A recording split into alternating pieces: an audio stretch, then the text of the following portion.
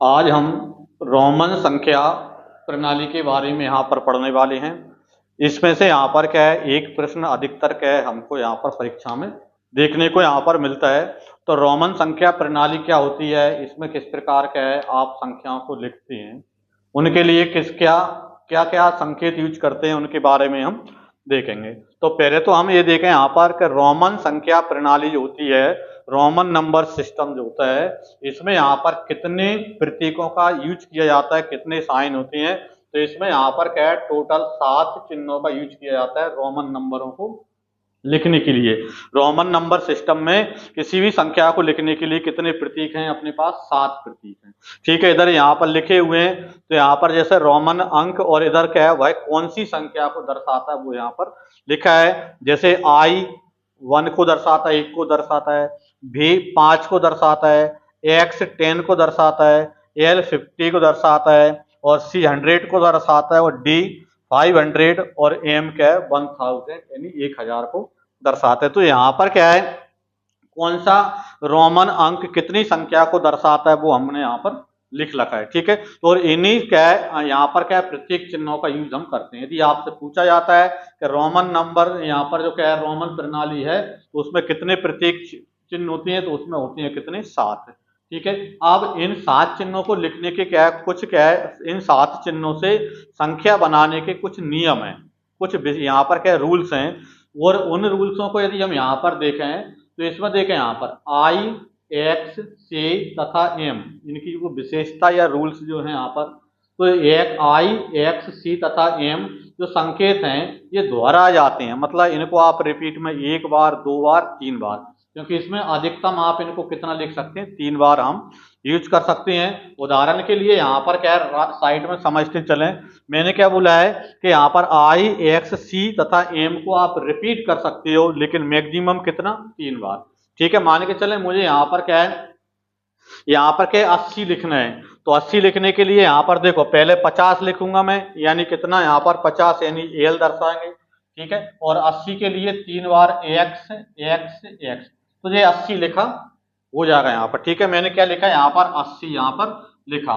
लेकिन यदि मैं बोलता हूँ कि मुझे यहाँ पर 90 संख्या लिखना है यहाँ पर रोमन नंबर में, तो आप सोचो कि यदि यहाँ पर एल और एक्स एक्स 4 बार यदि आप कर देते हो, तो इसका मतलब ये है कि आपने ये गलत कर दिया। ठीक है, यहाँ पर क्या 3 बार से ज्यादा रिपीट आप इसको नहीं कर सकते, अधिकतम 3 बार ही रिपीट होंगे।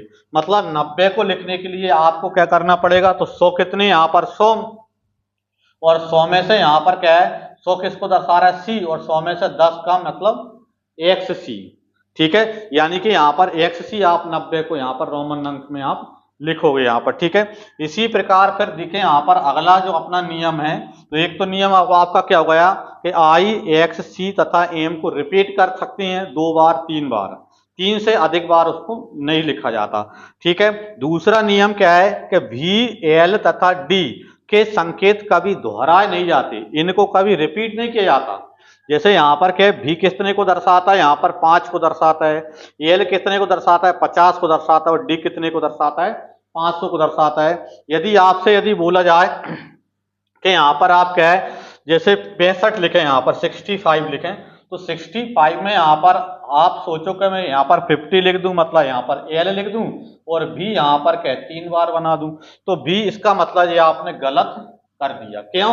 क्योंकि भी को रिपीट नहीं किया जाता, ना ही एल को रिपीट किया जाता, और ना ही डी को रिपीट किया जाता। यदि आपको 65 लिखना है तो आप कैसे लिखोगे, एल बनाओगे, फिर 10 और फिर भी, इस प्रकार आप लिखोगे। तो एल एक्स भी, यानी कि एल यानी 50 हो गया, एक्स 10 60, और भी यानी 5 यानी 65, आपका 65 यहाँ पर आपका लिखा हो जाएगा। ठीक है, तो दूसरा आपको ध्यान क्या रखना है, जब भी आप नंबर बनाओगे रोमन प्रतीकों के द्वारा, तो भी, एल, डी के संकेत को कभी रिपीट नहीं किया जाता, एक से अधिक बार इनको नहीं लिखा जाता यहाँ पर। ठीक है, किसी भी संख्या को लिखने के लिए।